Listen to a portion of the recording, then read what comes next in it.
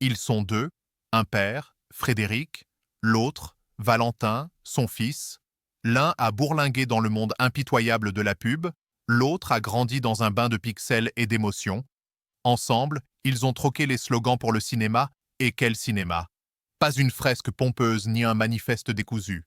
Juste une suite de films qui claquent comme des notes bien senties au piano. Souviens-toi de Tony's Oreilles, 2007. Ce court-métrage est tout sauf anecdotique. Tony, ses oreilles gigantesques et son hyperacousie deviennent les symboles d'une société qui écoute mal mais juge vite. 40 prix plus tard, dont un grand prix à Prague, on comprend que les festivals n'ont pas la berlue. Ce n'est pas une simple bizarrerie filmique, c'est une parabole douce amère sur la différence, racontée avec un doigté qui ferait pâlir Jean-Pierre Jeunet.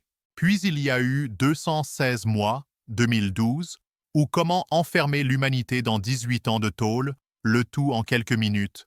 Pas un film pour les claustrophobes émotionnels, le regard d'un jeune homme face à la déshumanisation carcérale, filmé avec un minimalisme précis, qui laisse des traces. Ours de bronze à Ebency, prix du jury à Cedici-Corto. On parle bien d'un court-métrage qui boxe dans la catégorie des très grands. Et puis, Prodigieuse, 2024. Là, on change de braquet. Long-métrage, casting clinquant, Camille Raza, Franck Dubosc, Isabelle Carré, récit bouleversant de deux sœurs pianistes atteintes d'une maladie rare. On a failli s'attendre à un mélo dégoulinant, et pourtant non. C'est tenu, ciselé, vibrant. Loin des facilités lacrymales, Prodigieuse joue juste. Comme si Bergman avait rencontré Lelouch un soir de tempête pour filmer un Chopin désaccordé. Les potiers, ce ne sont pas des stylistes clinquants, ni des poseurs, ce sont des conteurs, et surtout, des artisans du sensible. On sent à chaque plan la complicité entre les deux générations.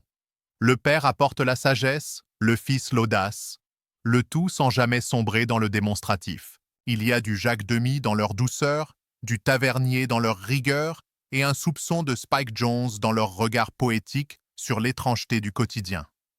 Bref, un cinéma français qui ose sans prétendre.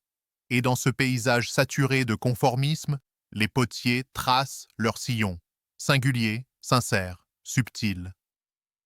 Si cette vidéo vous a plu sur ce duo familial de talents, mettre un pouce, commentez et abonnez-vous à cette chaîne qui présente en une courte vidéo mes critiques, mes avis, que je rédige et publie régulièrement sur Allociné et Sens Critique. Merci.